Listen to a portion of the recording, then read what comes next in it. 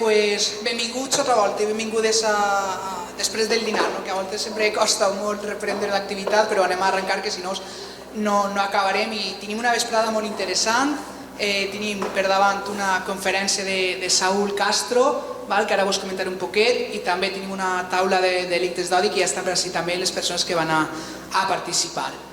Mireu, quan es van plantejar aquest congrés, tant des de Ponts d'Igualtat com des de l'Ajuntament, van veure la necessitat de tractar les teràpies de conversió i que malauradament estaven altra vegada damunt de la taula i s'estaven denunciant aquestes teràpies perquè s'estaven produint.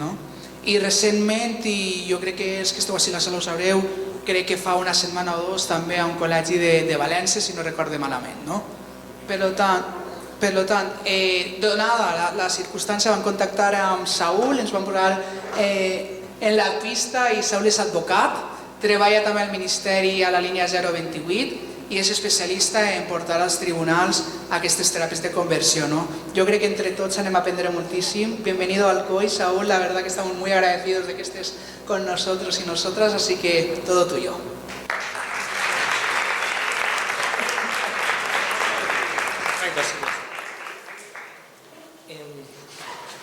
Pues nada, hola a todos, buenas tardes y muchas gracias por estar aquí, que sé que es una hora mala y complicada para aguantar una charla, pero os voy a prometer dos cosas, que creo que va a ser una charla muy interesante, punto número uno, y punto número dos, que hoy, si os llega bien la cobertura de los datos al móvil, todos vais a salir de aquí habiendo pasado por una terapia de conversión, ¿vale? Os lo prometo. Os lo prometo porque tristemente en España puedes hacer o acceder a promoción de terapia de conversión online desde tu móvil. Y os voy a contar un poco, que es uno de los casos que llevamos desde la asociación. Me encantaría poder dar esta charla en valenciano, no puedo porque yo soy gallego y no conozco la lengua, pero bueno, pues quería por lo menos decir que me encantaría ser capaz de hacerlo y que si queréis os la doy en gallego, pero...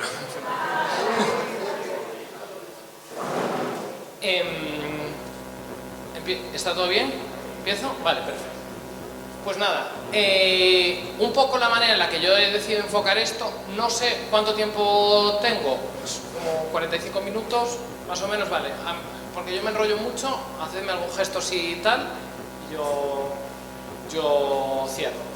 He organizado un poco esta charla en torno a 4 temas distintos. Primero, creo que es muy importante que ahora además que está muy en boga todo el concepto de las terapias de conversión, que son las terapias de conversión, etc., hagamos una pausa y reflexionemos un poco qué entendemos por terapias de conversión, de qué se habla cuando se habla de terapias de conversión, si realmente el concepto de terapias de conversión, que es un concepto que a mí no me gusta mucho, es la mejor forma de referirnos a esta manera de violencia. En segundo lugar, quiero hablar de la evolución legal y de la situación actual, tanto a nivel nacional como internacional, de las terapias de conversión, cómo están reguladas, cómo están penadas y cómo las penas no se están aplicando y no funcionan, porque creo también que es importante que conozcamos qué leyes hay y cómo nos desprotegen, o cómo nos deberían de proteger. En tercer lugar, os voy a hablar algo de perpetradores, y en último lugar os voy a poner algunos ejemplos y algunos casos, y ahí es donde pues vais a poder tener todas contacto con una terapia de conversión en primera persona. Es algo que nunca está de más. Vale.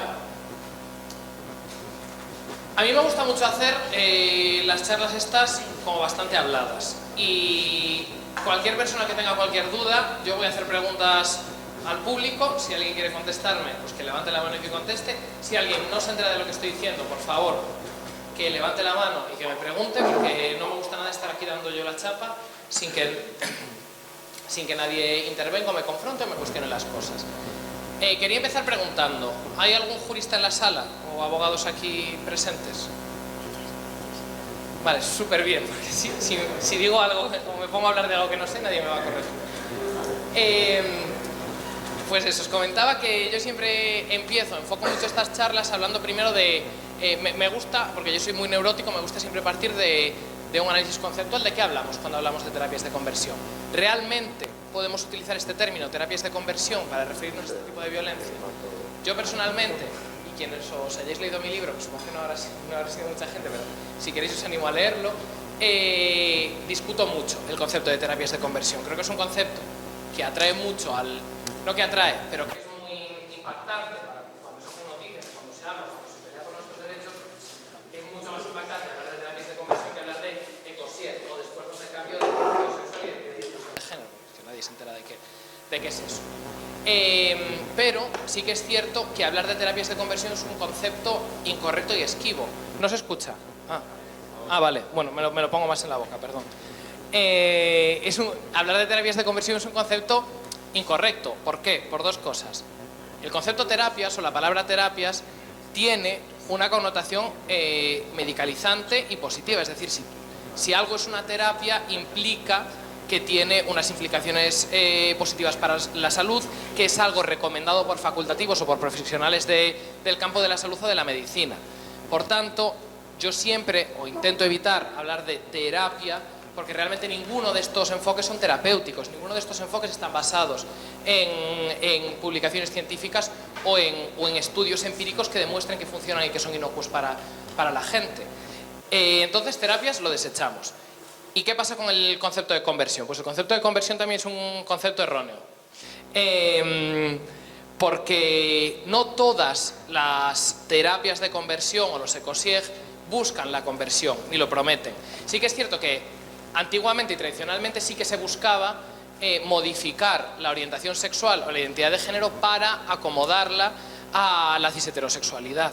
Sin embargo, y a día de hoy, por ejemplo, los perpetradores que actúan en Valencia, que es una de las cunas de las terapias de conversión en España, ya han desistido, o su finalidad principal no es convertir y modificar la orientación sexual, sino que es anular, reprimir y convencer a las víctimas de terapia de conversión que la manera en la que tienen que vivir siendo homosexuales o bisexuales es en la castidad, si no pueden vivir y mantener relaciones heterosexuales.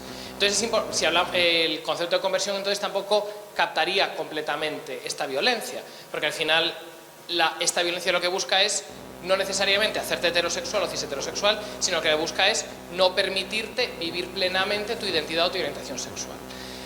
Por eso, desde la literatura se habla siempre de ecosieg, que son esfuerzos de cambio o modificación de la orientación sexual, identidad o expresión de género.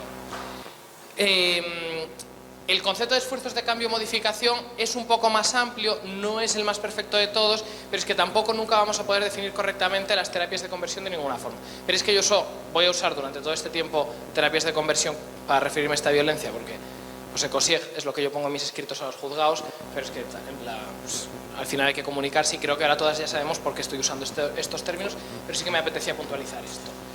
Y el problema de establecer una definición o de hablar de cambio de modificación es que no hay, lo único sobre lo que hay certeza y a lo que apuntan todos los informes de Naciones Unidas o de organismos de derechos humanos o incluso las publicaciones científicas es que las terapias de conversión o los ecosieg son una forma de violencia transversal a todas las culturas, a todos los estados y que se practica de manera sistemática e internacional y transnacionalmente, pero no se practica de la misma forma. Y ya veréis que os voy a explicar qué distintos tipos de terapia de conversión hay, cuáles son las tesis en las que se basan y a través de qué medios se perpetran. Entonces no podemos hacer ni una definición de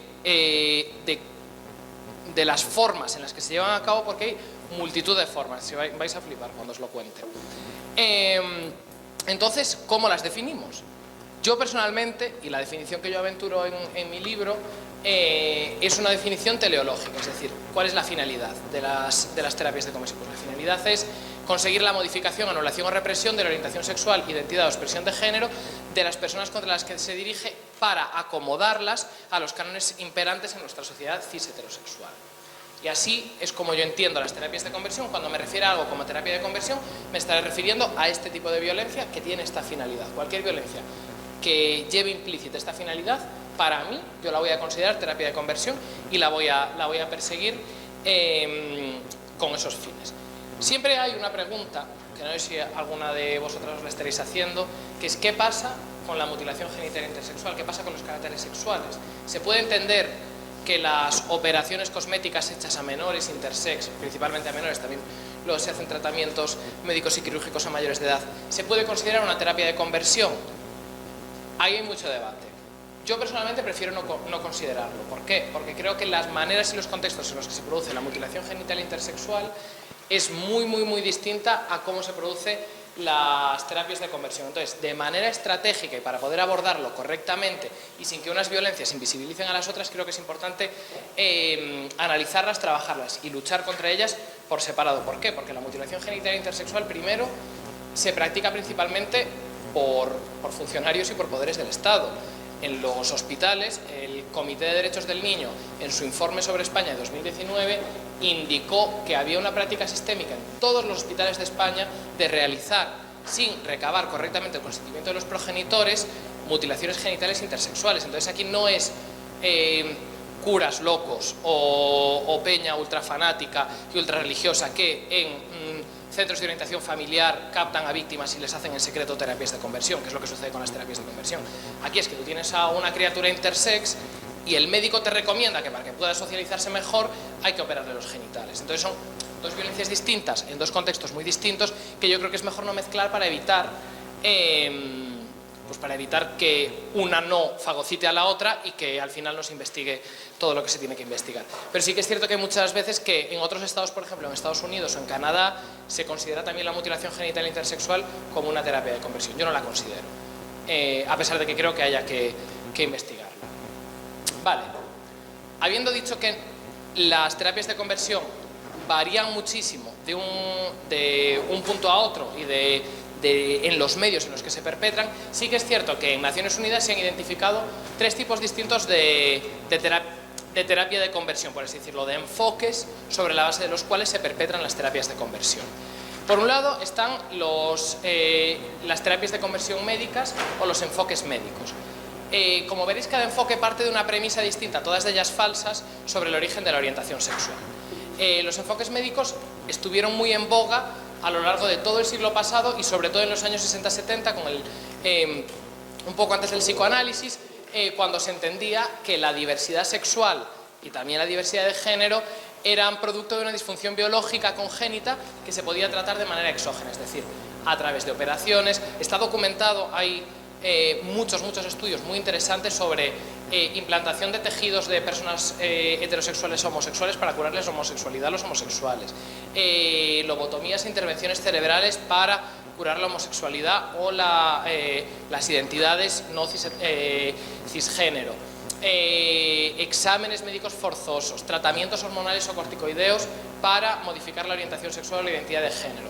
Esto se aplicó. Esto creo, o yo considero que este enfoque médico es al final el que más ha permeado en nuestro imaginario colectivo. Cuando alguien habla de terapias de conversión, pues nos imaginemos ahí el electroshock, los médicos tal. Eso ya no pasa tanto, por lo menos no pasa tanto en España ahora, que yo sí que he identificado algunos casos de medicación forzosa, inyecciones y hasta terapias aversivas de ese tipo aquí en España en los últimos 10 años. Pero principalmente ya no se lleva a cabo. Pero sí que es cierto que es importante también conocerlo porque al final ha sido una de las principales vías de victimización y de violencia que se han perpetrado contra nuestra comunidad. En segundo lugar, nos encontramos con el enfoque psicoterapéutico. El enfoque psicoterapéutico nace de toda la escuela del psicoanálisis. No sé si aquí hay algún psicoanalista en la sala, igual voy a representar mal su campo de conocimiento, no sé. La verdad es que no lo tengo tampoco en demasiada estima por todo lo que he leído. Lo que viene a decir, o lo que se venía a mantener en los años 60-70, es que la diversidad sexual y de género era fruto de una desviación en la maduración de la personalidad, producto de un desarrollo incorrecto, una maduración incorrecta de la identidad, eventos traumáticos que podían haber pasado en el propio desarrollo de la vida de una persona o incluso estando antes de haber nacido.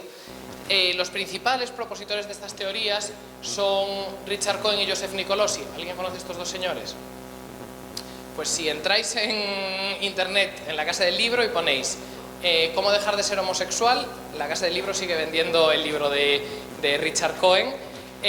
o Amazon también os puede vender, ahora si ponéis Richard Cohen, una guía para ser terapeuta de terapias de conversión, y también están todos los libros de Joseph Nicolosi, uno de ellos se llama Terapia para salir de la atracción hacia el mismo sexo no deseado. Eso se sigue vendiendo a día de hoy, a pesar de todas las denuncias que hemos puesto desde la asociación que yo presido y en la que hago mucho voluntariado. Estas tesis son las que vienen manteniendo principalmente, por ejemplo, los perpetradores que actúan aquí en la Comunidad Valenciana. Tanto, bueno, supongo que todas, os sonará, si habéis estado viendo la prensa, un poco todo lo que ha venido sucediendo en el Centro de Orientación Familiar de Valencia, en el Mater Misericordiae. Allí, si leéis, yo los leí, los aporté en la querella que hemos presentado y los está investigando la jueza, tienen un test diagnóstico de las causas de la homosexualidad. Lo tengo luego en el ordenador, si nos da tiempo os lo pongo para que lo veáis. Es gracioso, pregunta. Marca lo siguiente, contesta las siguientes preguntas. ¿Tu madre tuvo abortos antes de que tuvieras nacido? Porque que tenga un aborto antes aumenta las posibilidades de que tú seas maricón. Sí, según su teoría. ¿Tus padres están divorciados? Porque si tus padres están divorciados es otro factor de riesgo para ser bollera. Preguntan, ¿te hacían bullying en el colegio por ser muy alto o ser muy gordo? Porque si te hacían bullying en el colegio por ser muy alto o ser muy gordo, también has podido desarrollar la homosexualidad. Es una causa de la homosexualidad. Y así es una lista de 11 causas distintas que van desde el contagio social en medios de comunicación, desde experiencias intrauterinas.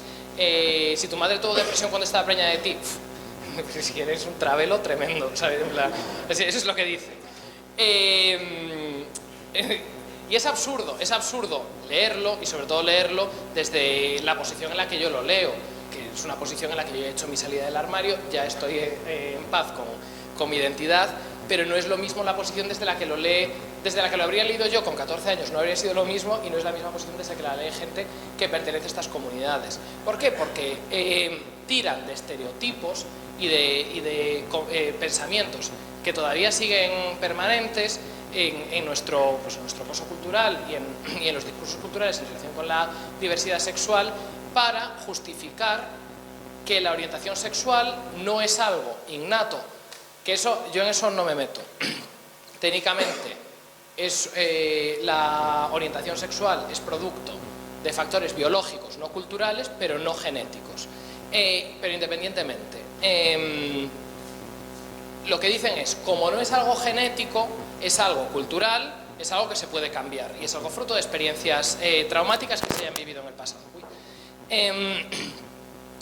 Entonces, claro, te lo cuentan y tú te das cuenta, viendo estos tests, que es un poco como una profecía autocumplida, porque es que es imposible que alguien no marque algún factor de homosexualización, como los llamo yo, porque es que, quiero decir, es que hay de todo, en plan, ya os digo, mala relación con el padre si eres hombre, una relación muy estrecha con la madre y de sobreprotección si eres hombre, al revés si eres mujer, por eso vincularte al progenitor del género contrario, eso te anula la masculinidad o la feminidad.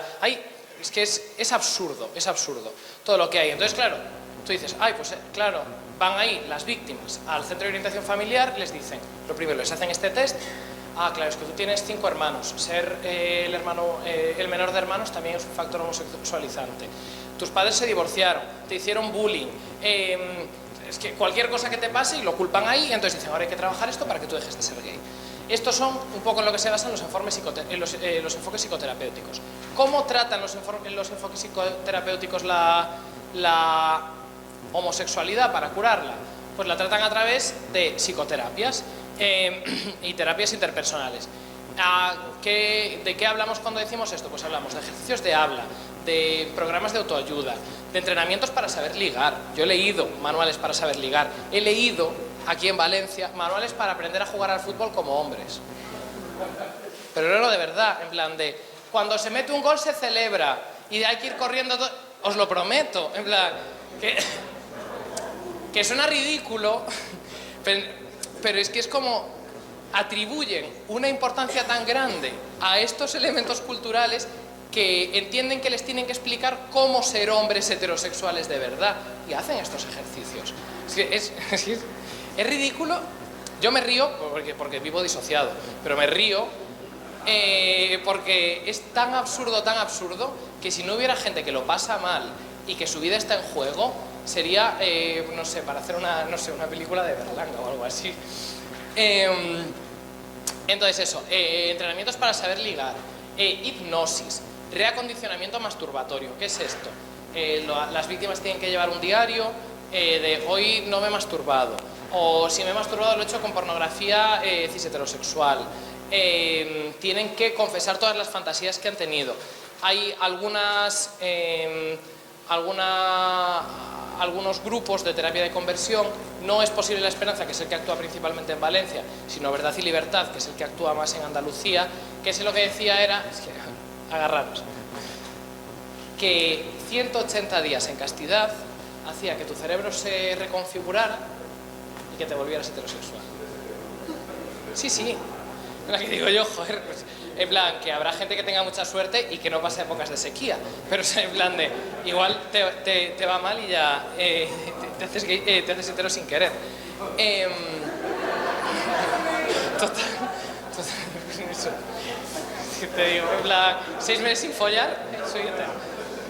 No, pero coñas fuera sí que es, en plan, sí que lo justificaban y hacían itinerarios y procesos le llamaban el manto de María, que eran 2 mantos de María de 90 días, que eran 180 días y tenían que aguantarlos sin tener ninguna relación sexual ni ningún tipo de contacto sexual, ni siquiera masturbación. Es un pelín más complicado. Pero eso, esto es a lo que me refiero con reacondicionamiento masturbatorio. Empiezan así y luego introducen pornografía heterosexual o incluso plantean la posibilidad de juntar a ex lesbianas con ex gays para que formen parejas. Esto es cierto. Hacen EDMR, no sé si sabéis lo que es el EDMR. El EDMR es una técnica terapéutica que funciona para reprocesar traumas.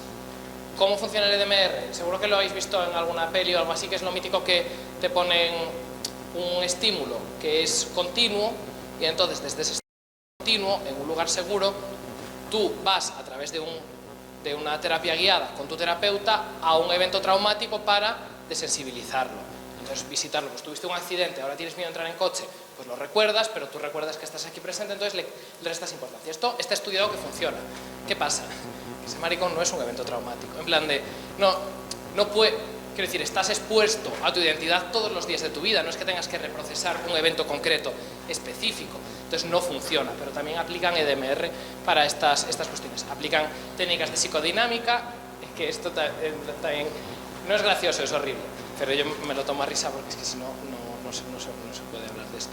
Pero pues eso, les daban palos a las víctimas. Esto sobre todo pasaba en Andalucía. Los llevan a un bosque y tienen que dar golpes a los árboles para liberar toda la tensión acumulada e insultar a las personas a las que les han hecho homosexuales. Entonces tienen que insultar a su padre mientras que dan golpes. Y eso es lo que se entiende, eso es lo que definen como técnicas psicodinámicas. Y nada, pues los llevan de excursión al bosque y a pegar palos a árboles para dejar de ser gays. Es absurdo. Y también aquí hay prácticas de electroshock, o sobre todo, o también otro tipo de prácticas aversivas que al final lo que consisten es en exponer a las personas que están en proceso de terapia, de conversión, a pornografía homosexual y someterlas a padecimientos aversivos para que asocien el dolor con la homosexualidad, mítico de la naranja mecánica. Pues eso también se hace. Aquí, no sé si conocéis, ¿alguien le suena a Marian Rojas? Hay que empezar a quemar esos libros. Y dejar de escuchar el podcast. Esta señora es hija de Enrique Rojas. Enrique Rojas reconoció y reconoce haber contribuido a acompañar a muchos homosexuales en el instituto, en el INAE o algo así. Yo tengo víctimas que me lo han contado. Les daban inyecciones, les daban una pulserita para darse golpes cuando tuvieran deseo sexual. Eso ha pasado a día de hoy. Una señora que es conocedora, es hija de uno de los principales perpetradores de terapias de conversión, Superventas, el podcast más escuchado de toda España. Eso pasa aquí. Número 3. El último enfoque es el enfoque religioso, que ese también es uno de los principales enfoques que hay aquí en Valencia y que se mezcla con el psicoterapéutico, porque lo que os quería decir al final de esta diapositiva es que estos enfoques no son enfoques cajón, sino que se solapan unos con otros. Es decir, hay curas que se ponen a hacer EDMR, hay, bueno, claro, no dicen que es terapia de ningún tipo, dicen que es acompañamiento pastoral, y como eso puede significar lo que ellos quieran, pues así se quedan. Pero al final es una práctica dirigida a modificar, a anular o a reprimir la orientación sexual, la identidad o la expresión de género.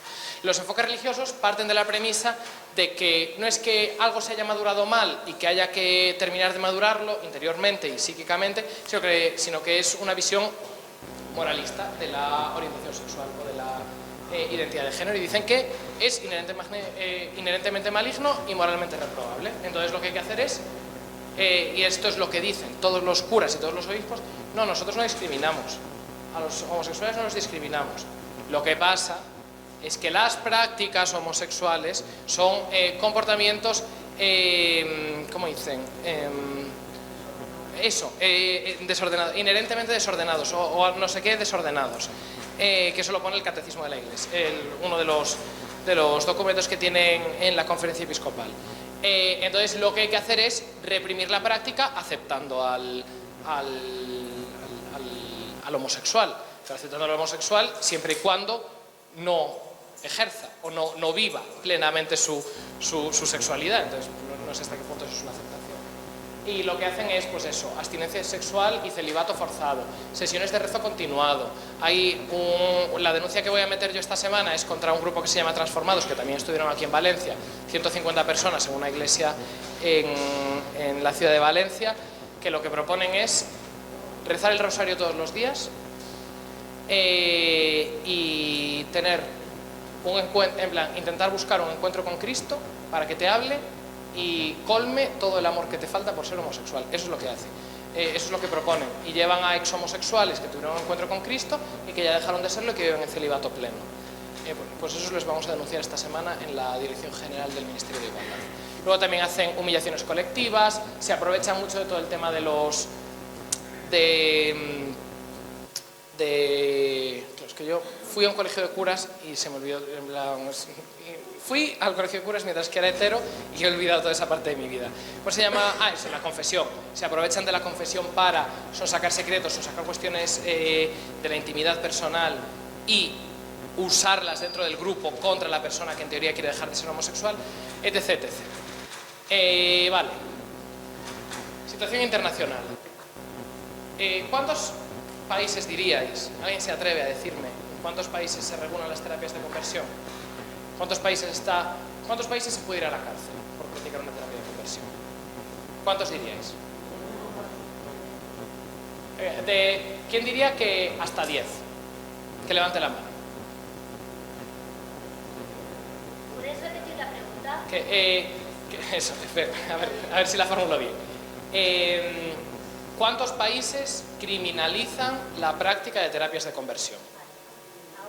La criminalizan. Al que la haga, le meten en la cárcel. De 0 a 10. Que levantad la mano.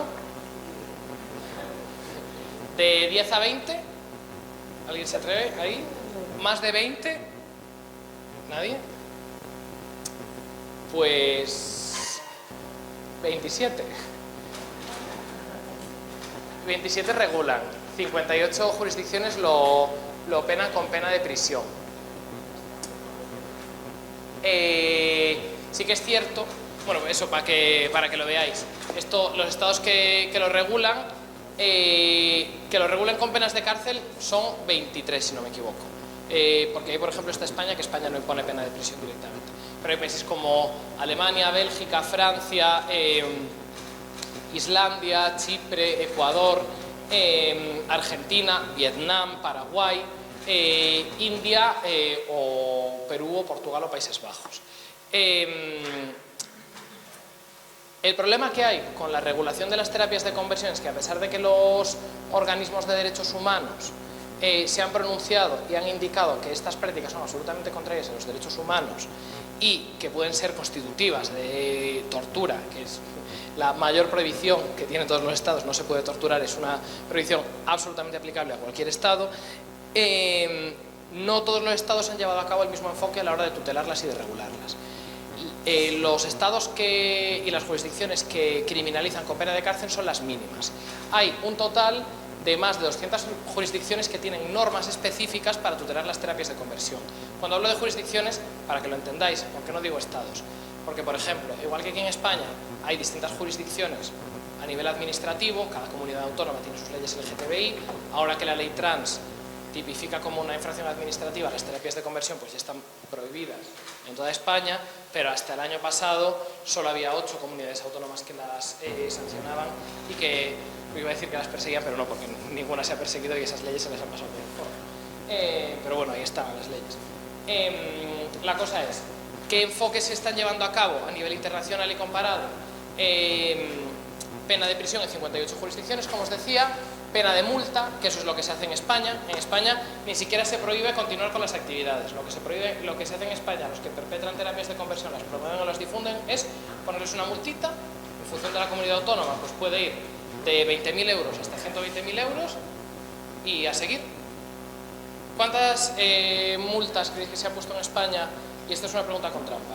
Por terapia de conversión, ¿alguien lo sabe?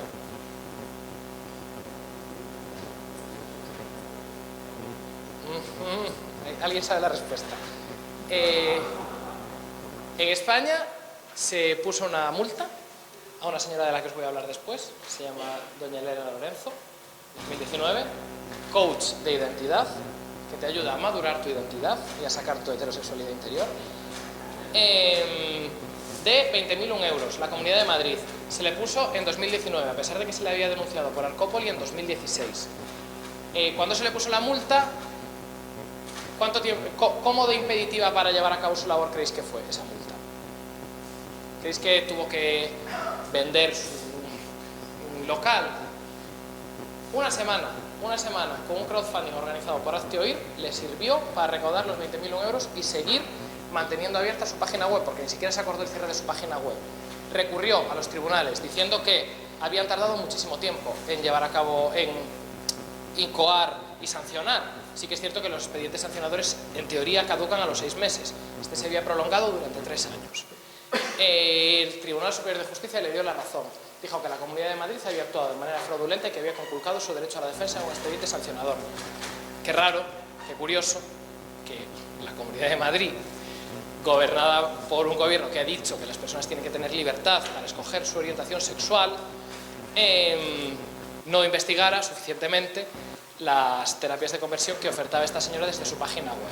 Se anuló la sanción, la única sanción que se ha impuesto, y no ha vuelto a aplicarse ninguna más, a pesar de que está documentado que las terapias de conversión en España llevan ofreciéndose por lo menos de manera masiva desde el año 2004 a través de distintos portales web. De eso también hablo en mi libro. Sí.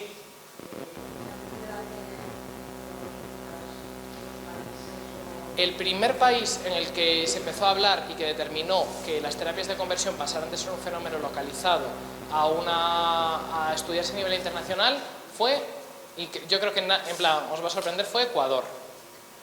En Ecuador, en 2012, salió una investigación de que se internaba a homosexuales que señalaban las familias en centros de desintoxicación y que se los sometía a periodos de privación de libertad, se les inoculaban drogas y se les torturaba para que dejaran de ser homosexuales.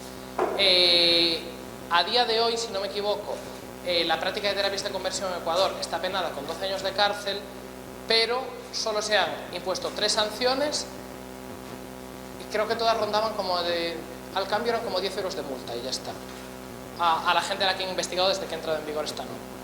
Entonces siguen practicándose estas violencias y fue Ecuador como el primer país en aprobar legislación muy seria, que luego al final no se ha aplicado, pero bueno, que hizo que incluso organismos internacionales y Naciones Unidas sacaran el relator especial contra la tortura. Los primeros informes en los que se mencionan las terapias de conversión son observaciones sobre Ecuador. Vale, ¿qué sucede en España? ¿Cómo vamos de tiempo? Bien, vale. ¿Qué sucede en España? En España es interesante cómo ha evolucionado el reconocimiento de la diversidad sexual y de la diversidad de identidades de género. O a mí me parece muy interesante porque se puede ver, por un lado, cómo pasamos de que las terapias de conversión eran la sanción específicamente recogida en las normas penales para tutelar los comportamientos de los desviados, de los homosexuales, a progresivamente pasar a un estado como el que estamos ahora, en el que en teoría están prohibidas pero que se siguen practicando. Y aquí se pueden ver como tres fases distintas. Del 54 al 78 tanto se habla de comportamiento homosexual para tutelar criminalmente tanto la homosexualidad como la bisexualidad como las identidades trans, a través tanto de la ley de vagos y maleantes como posteriormente de la ley de peligrosidad y rehabilitación social.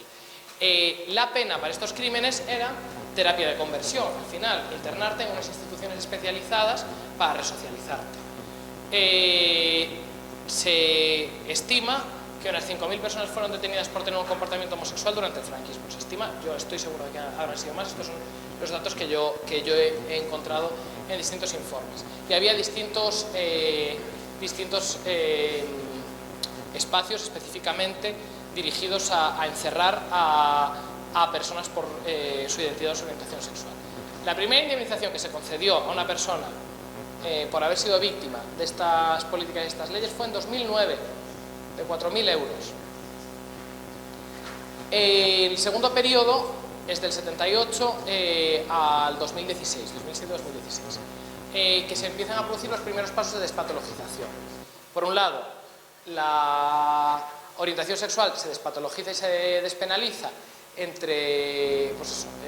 a finales de los años 70, luego en España en el 83, a nivel internacional 73, 99, 90, y la identidad de género sigue patologizada, pero sí que es cierto que en el 2007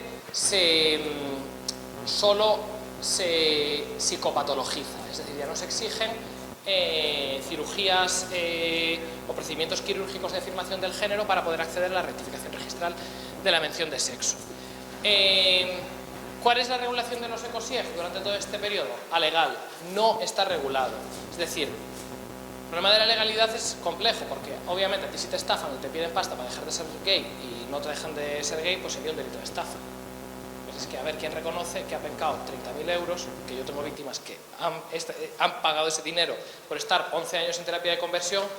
¿Quién reconoce eso ante un juez? Hay mucha, vamos, los casos que yo veo, el principal factor disuasorio es el propio proceso de reconocer que tú has, o la sensación que tienen las víctimas de que ellas se han hecho eso a sí mismas y que han decidido creer que son culpables de la violencia que han sufrido, etc. Y cuando pasan todo ese trauma, igual que pasa con los abusos sexuales a menores, ya ha prescrito el delito, entonces ya no se puede denunciar. El delito de estafa prescribe a los 5 años, en este caso prescribiría un poco más porque sería un delito más grave, pero no entra. Y las terapias de conversión se realizan de manera generalizada y pública. Yo no sé cuánta gente se acuerda de los debates parlamentarios sobre la aprobación del matrimonio igualitario.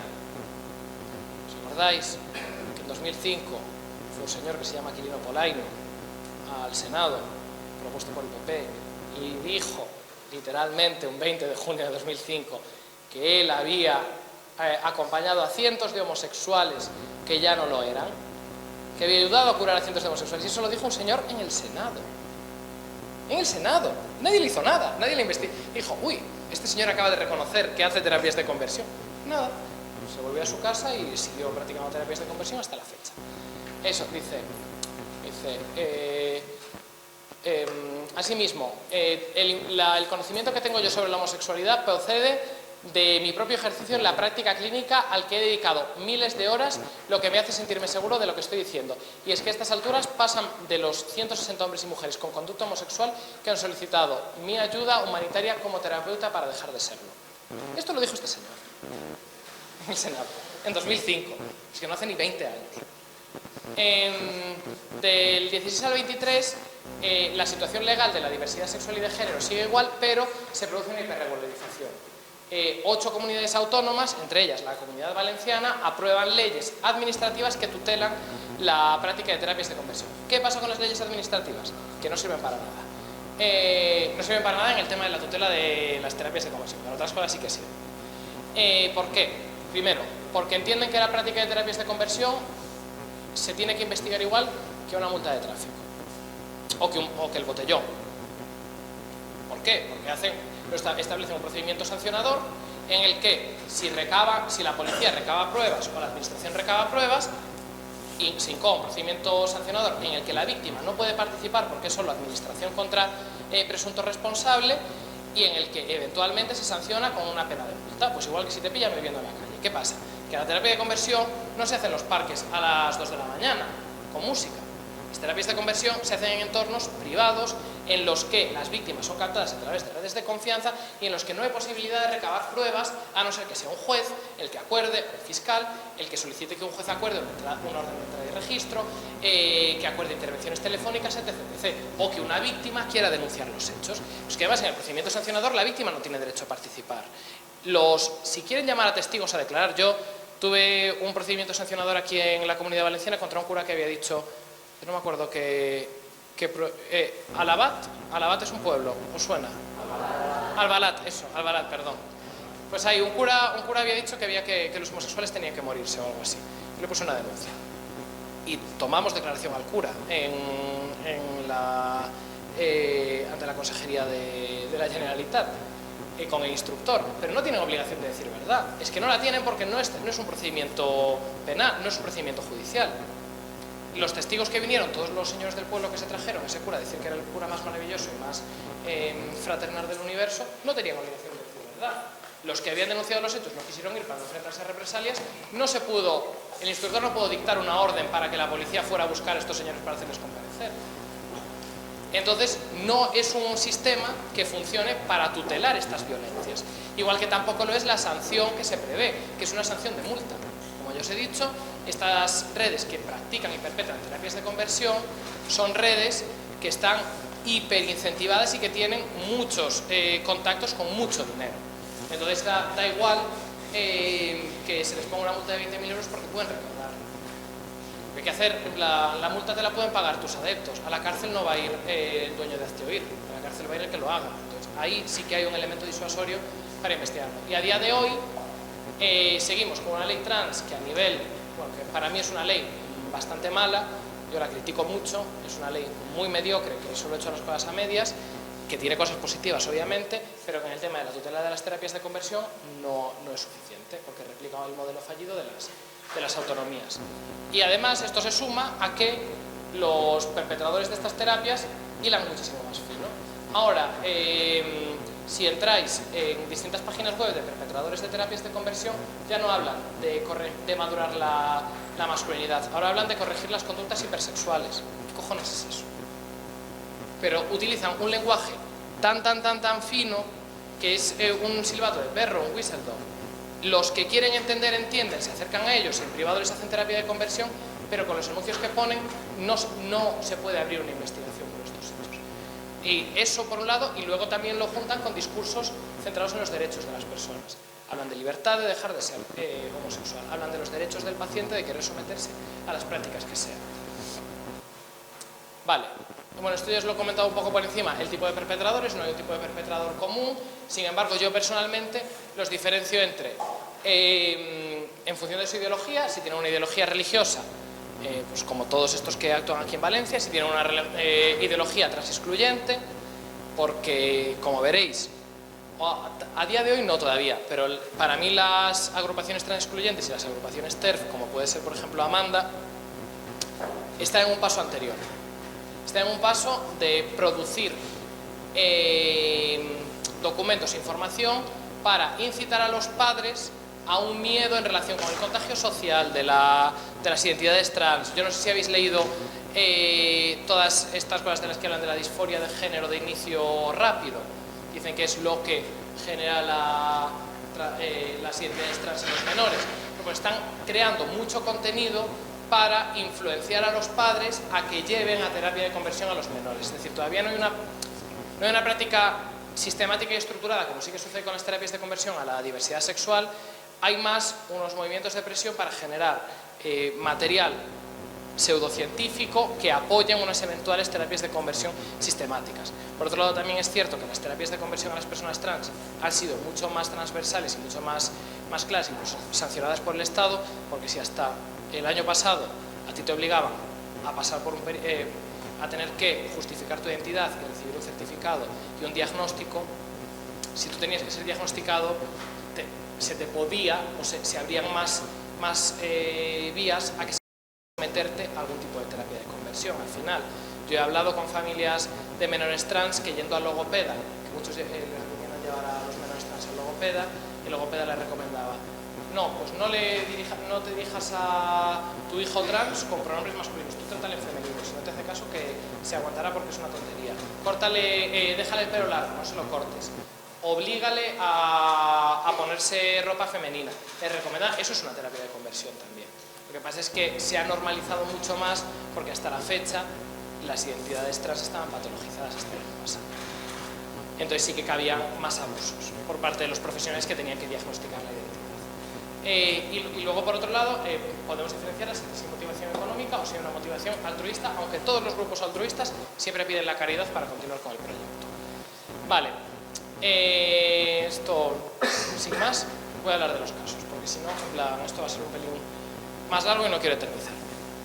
Y eternizar eso, supongo que tendréis alguna pregunta o queréis discutir esto un poco más.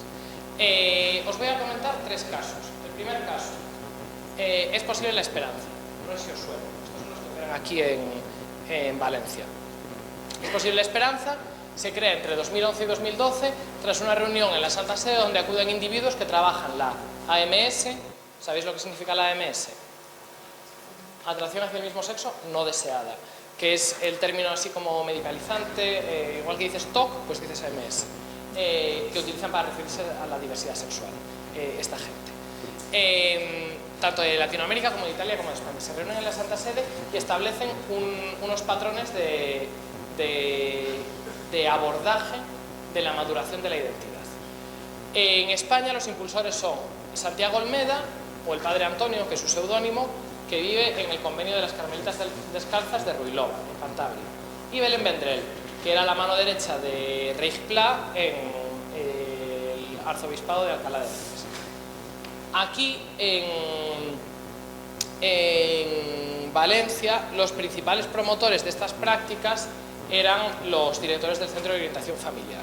En Es Posible la Esperanza, yo tengo el documento, se elaboró en 2015 un dossier para mandárselo a todos los obispos de todas las diócesis españolas con lo que llamaban el itinerario de esperanza. ¿Qué es el itinerario de esperanza? Un acompañamiento centrado en el trabajo de fichas, práctica de deporte grupal, control de la masturbación y la obligación de esta gente de cortar todos los vínculos con todas las redes que no fueran dentro de estos grupos, dirigido a madurar la masculinidad, obtener una heterosexualidad y poder casarse entre hombres y mujeres dentro de esos grupos.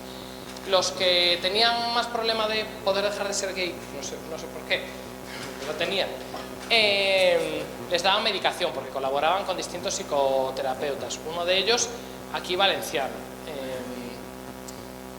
no sé qué Barceló se llamaba. Iñaki, bueno, algo, también está en mi libro. Ya no me acuerdo de todos los nombres. Hacían grupos de Telegram o de WhatsApp con todas las víctimas, les obligaban a hablar todos los días, 3 veces al día para contar qué habían hecho.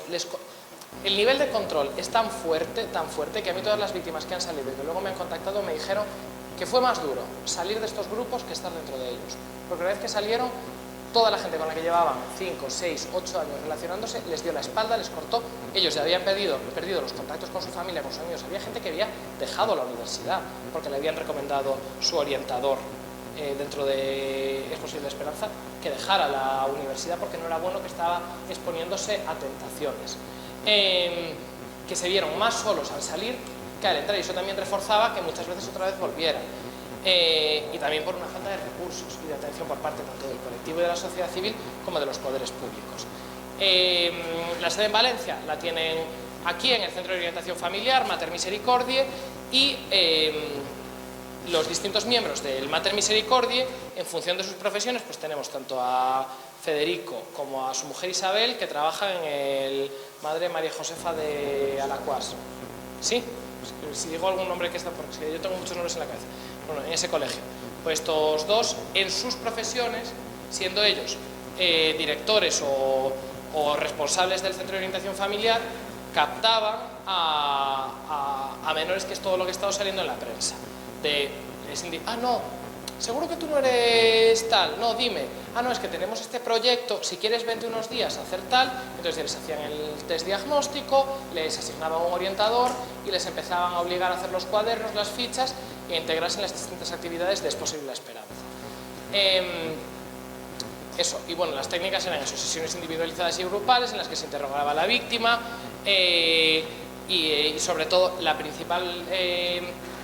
dos principales cosas que se hacían era forzarles la castidad y obligarles a hacer actividades y ejercicios de masculinidad sana, pues, fútbol, relacionarse con hombres de una manera sin proyectar su deseo sexual, es decir, relacionarse como heterosexualmente con hombres, etc. Y trabar relaciones masculinas sanas, es lo que decimos. La masculinidad verdadera es como lo llaman.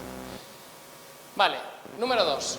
Tenemos Courage International. ¿A alguien le suena? Bueno, pues si ponéis en internet, esta no es la terapia de conversión en la que os iba a meter, pero si ponéis en internet Courage International, vais a encontrar esta página web que ha aplicado el método de los 12 pasos de Alcohólicos Anónimos a la homosexualidad.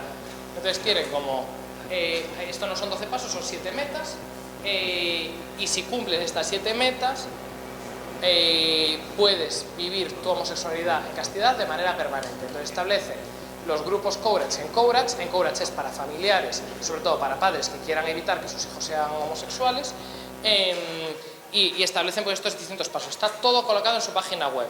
Su sede está en el Arzobispado de Toledo. Llevan denunciados ante la Consejería de Igualdad de la Junta de Castilla-La Mancha 2 años.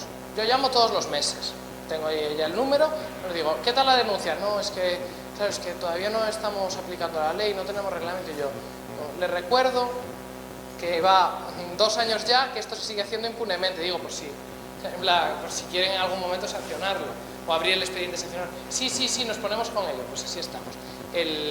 A comienzos de verano lo denuncié ante la Fiscalía de Toledo, así que vamos a ver si la Fiscalía decide avanzar estos casos, sobre todo a la vista de que hemos conseguido ya 3 casos en España en los que se están investigando terapias de conversión como un delito del 510.2 contra la dignidad de un colectivo protegido. Pero hasta ahora, yo en 2019 denuncié a una señora que ofrecía electroshock en la calle Fuencarral de Madrid, electroshock y control de la dieta para dejar de ser homosexual.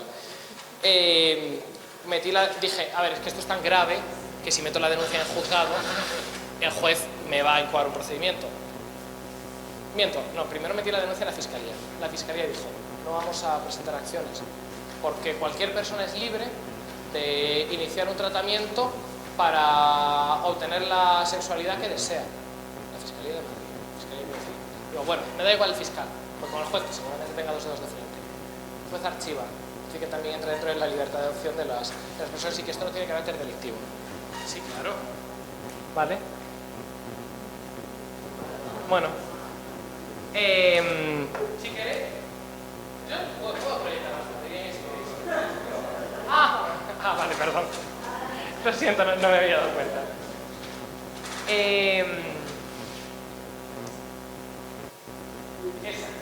Sepáis que puede caer de cajón que las terapias de conversión ahora se están empezando a investigar, pero yo os digo, hace 5 años no.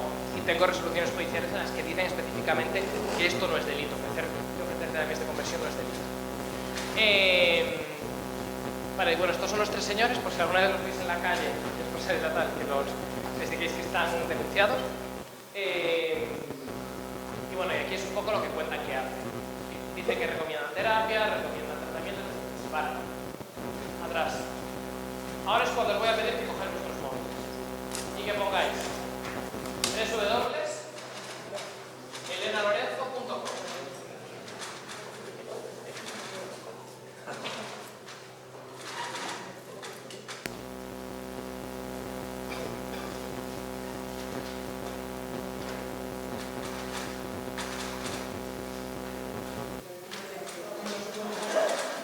entrar?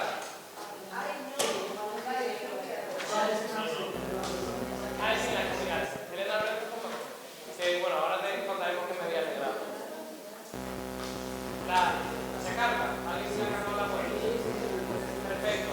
Pues si entráis ahí, vais a ver una de las páginas que se llama TOC-H, o trastorno obsesivo compulsivo homosexual. Ahora os viene en curso. Esta señora es una coach profesional. Ofrece sus terapias 80 euros la hora, TikTok, para hacerte lo que ella denomina coaching de identidad. Todo ello después de haberte diagnosticado lo que ella denomina trastorno obsesivo compulsivo homosexual. ¿Cómo define el trastorno obsesivo compulsivo homosexual? Es un trastorno obsesivo que se da con frecuencia entre hombres homosexuales. Muchas veces se identifica correctamente como homosexualidad reprimida. El trastorno obsesivo compulsivo homosexual puede afectar a las personas de cualquier orientación sexual y se produce porque la gente erróneamente cree. No te preocupes. Y se produce porque la gente es heterosexual, pero según ella se obsesiona constantemente con que es homosexual y entonces tiene que sanar las heridas que le generan esa homosexualidad para poder vivir plenamente su heterosexualidad. ¿Qué es esto? Una diferencia absoluta. El trastorno obsesivo compulsivo homosexual no existe. Hay trastornos obsesivos compulsivos en los que la obsesión es la homosexualidad, pero no tiene nada que ver con lo que define esta señora. ¿Por qué? Principalmente porque las personas que han sido diagnosticadas con trastornos obsesivos compulsivos, cuya obsesión es la idea de que... Nada. Es la idea de que... Igual me va a hacer un tratamiento aversivo ahora con la vara. No te preocupes. Los trastornos obsesivos compulsivos con obsesiones en relación con la homosexualidad consisten en gente que es heterosexual y que no siente deseo hacia personas de su mismo género, pero que se agobia con esa idea, entonces tiene que ir a comprobarlo. Entonces va a ver porno gay, ve que no siente deseo, que no se le pone dura, que no se le excita, entonces dice, vale, no lo soy. Pero como hay una obsesión, una compulsión, vuelve a aparecer la obsesión y la compulsión a verificar que no lo es. Pero no es lo que trata esta señora. Esta señora habla de gente que es homosexual o que siente por lo menos deseo hacia personas de su mismo género, pero que tiene lo que se conocía antiguamente hasta el 2019 como homosexualidad egodistónica, es decir, rechaza por el estigma y la homofobia interiorizada que tiene su orientación sexual y desea ser heterosexual. Eso no se trata con coaching de identidad. Egodistónica. Eso se eliminó. Siempre se habla de que la homosexualidad se despatologizó en el 73-90, pero realmente se despatologizó en el 17 y entró en vigor en el 19, porque hasta el 17 sigue existiendo la homosexualidad egodistónica, que era, pues eso, gente que rechazaba o no deseaba tener la orientación sexual que tenía. Y eso también se diagnosticaba y se trataba psiquiátricamente. A partir de ahora ya no. Esta señora no tiene formación de psicólogo, porque esta señora dice que ella puede diagnosticar el trastorno obsesivo compulsivo, que es una enfermedad que aparece en el DSM-5 y que por el módico precio de los 80 euros la sesión, pues las sesiones te dures y con la fuerza de voluntad que tengas te hace dejar de ser homosexual, bueno, te cura el trastorno obsesivo compulsivo homosexual. La señora la denunciamos hace 2 años. El Ministerio Fiscal apoyó nuestra denuncia y presentó acciones. Ya está judicializado 1 año y medio. Creo que nos ha tocado con la juez más incompetente de todo Madrid. No ha acordado ninguna diligencia todavía. Bueno, nosotros seguimos, porque por lo menos sabemos que hemos conseguido y conseguiremos romper como una barrera y conseguir que esta violencia se investigue. Pero ¿cómo hemos conseguido que se investigue?